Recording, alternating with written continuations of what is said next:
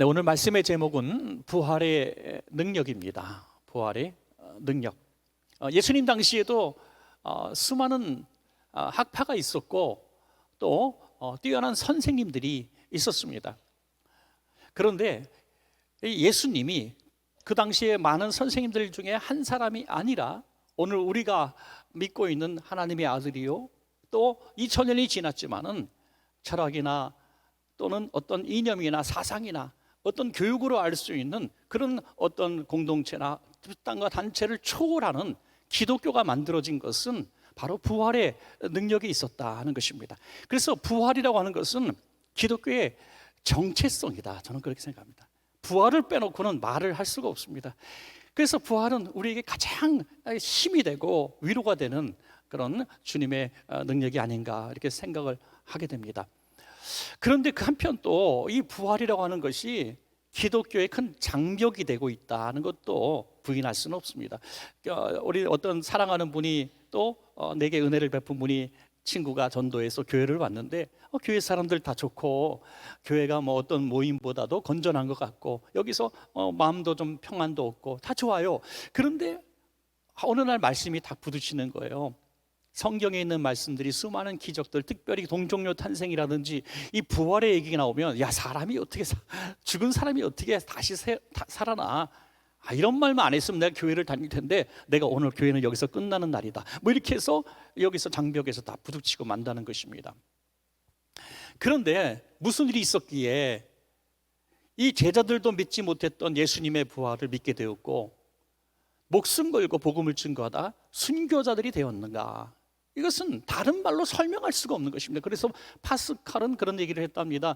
만약에 예수님의 제자들 중 한 사람이라도 예수님 부활을 봤다는 것은 거짓임이라고 양심 선언을 했더라면 기독교는 붕괴되었을 것이다 라고 얘기합니다. 그러나 모든 제자들이 예수님 안 계시다고, 특별히 도마 같은 경우는 이 내 손가락으로 넣어보지 않고 믿지 않겠다고 했던 사람조차 예수님을 고백하고 순교자가 되는 것은 예수님이 부활하지 않으셨으면 이것은 해답이 없다는 것이죠.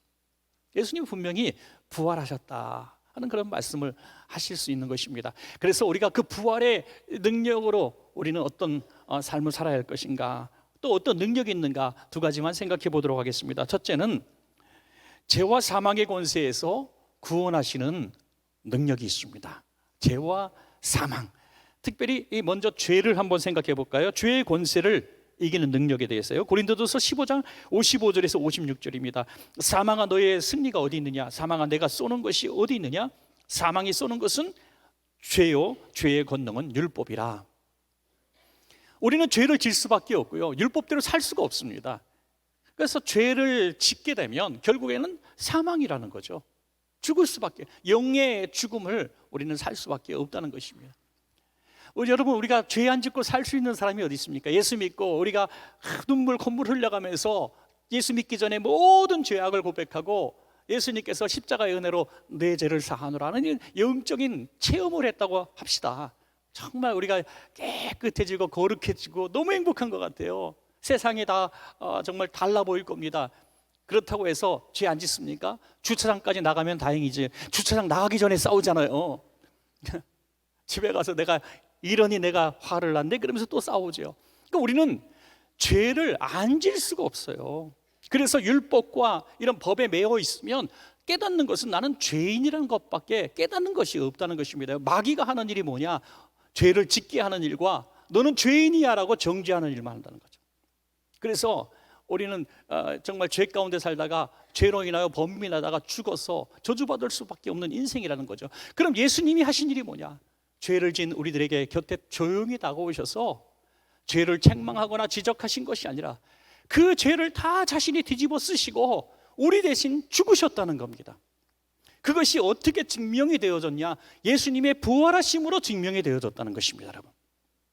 그러므로 우리 신앙생활이 얼마나 참 감사한 신앙생활인지요.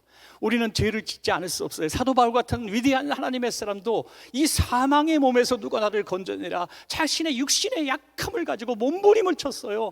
오늘 오신 분들 가운데 많은 죄책감 갖고 오신 분들도 있을 거예요.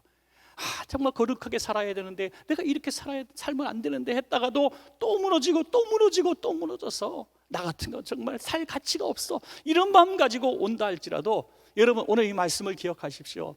주님의 능력은 죄를 안 짓게 할 수 있는 능력을 우리에게 주신 것이 아니라 죄를 사하게 하시는 능력을 부어주셨습니다. 여러분, 죄를 용서해 주시는, 우리는 살아가면서 또 죄를 질 겁니다.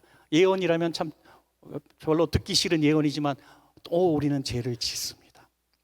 그러나 그때마다 우리는 또 예수님 보혈 앞에 가서 예수님, 저 또 죄를 졌습니다 라고 고백할 수 있고, 우리는 동일하게 또 예수님 보혈로 죄 사함을 얻게 될 것입니다. 그래서 예수님은 죄의 권세를 이기는 능력을 가지신 분이십니다. 여러분, 로마서 8장 1절에서 2절 보면, 그러므로 이제 그리스도 예수 안에 있는 자에게는 결코 정죄함이 없나니 이는 그리스도 예수 안에 있는 생명의 성령의 법이 죄와 사망의 법에서 너를 해방하였습니다. 할렐루야. 얼마나 부활의 은혜가 감사합니까? 또 하나는 사망의 권세를 이기는 능력을 주님께서 보여주셨습니다. 사망의 권세, 죽음이죠. 여러분, 사람이 죽게 되면 이런 얘기를 합니다. 다 끝났어. 다 끝났어.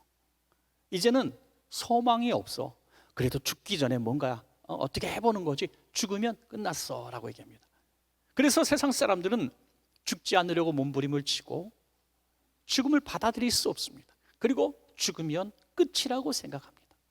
그러나 우리 그리스도인의 진짜 믿음의 삶은 육신의 죽음 이후에 시작되는 줄로 믿으시기 바랍니다. 이것은 참 우리에게 위로가 되는 거죠. 장례식장에서 우리 찬양하고 서로 천국의 소망으로 위로할 수 있는 세상에 어떤 종교가 있습니까? 그래서 예수님의 부활은 모든 육신의 죽음 앞에 둔 육신의 연약한 육신을 가진 자들의 큰 위로가 아닐 수가 없는 것이죠. 고린도전서 15장 19절에서 20절에 만일 그리스도 안에서 우리가 바라는 것이 다만 이 세상의 삶뿐이면 모든 사람 가운데 우리가 더욱 불쌍한 자이리라. 그러나 이제 그리스도께서 죽은 자 가운데서 다시 살아나사 잠자는 자들의 첫 열매가 되셨다. 할렐루야. 첫 열매. 여러분, 희생 없이 새로운 것이 나올 수가 없잖아요. 하늘의 밀이 땅에 떨어져 죽어 썩어지면 많은 열매가 맺어지는 것처럼 예수님의 죽으심이 우리들 이 부활의 소망을 가진 모든 사람들의 부활의 첫 열매가 되었다는 거예요. 여러분, 얼마나 감사합니까? 하늘의 밀이 땅에 떨어져 죽으면 많은 열매를 맺는데요, 하늘의 아몬드가 땅에 떨어져 죽으면 다이아몬드가 된대요.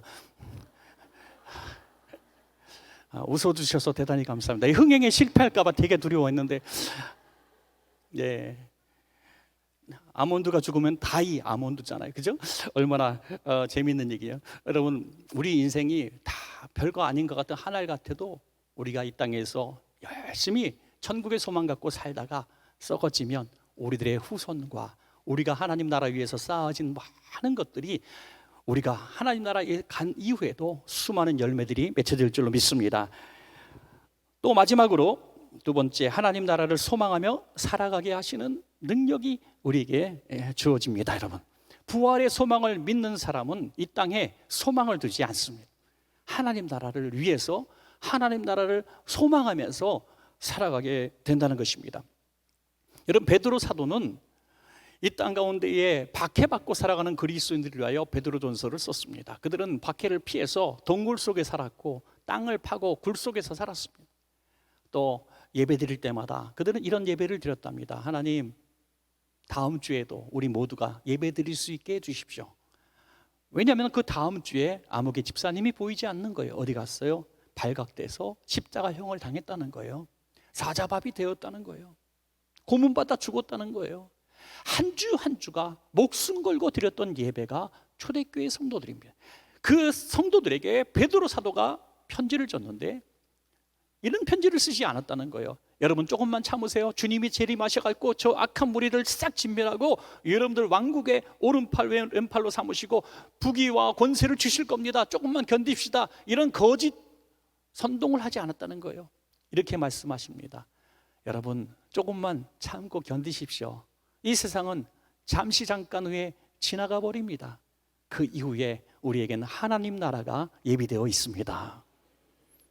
이게 부활의 소망을 믿는 사람이 우리에게 주실 수 있는 정말 바른 복음이라고 하는 것이죠. 우리는 이 땅에 나그네로 살아가는 사람들이라고 말씀하고 있습니다. 나그네가 뭡니까?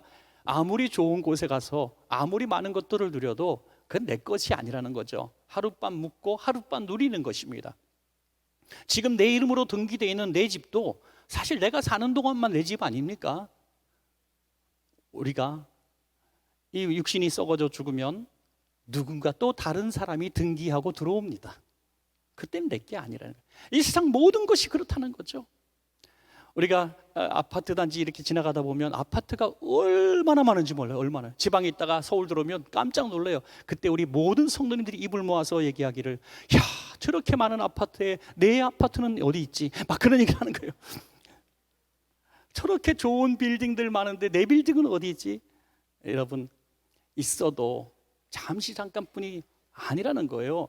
우리가 영원히 누릴 수 있는 우리의 거처는 하나님 나라에 있다는 것입니다. 여러분, 그것이 우리의 소망이에요. 여러분, 베드로전서 1장 3절에 우리 주 예수 그리스도의 아버지 하나님을 찬송하리로다. 그의 많으신 긍휼대로 예수 그리스도를 죽은 자 가운데서 부활하게 하심으로 말미암아 우리를 거듭나게 하사 산 소망이 있게 하시고, 이게 산 소망이에요. 여러분, 산 소망의 정확한 근거가 뭐냐? 살아있는 소망의 근거가 뭐냐? 이 땅이 다가 아니라는 겁니다. 자, 예수님께서 십자가 지시기 전에 두려워하는 제자들에게 주신 말씀 한 구절만 더 보겠습니다. 요한복음 14장 1절에서 3절입니다.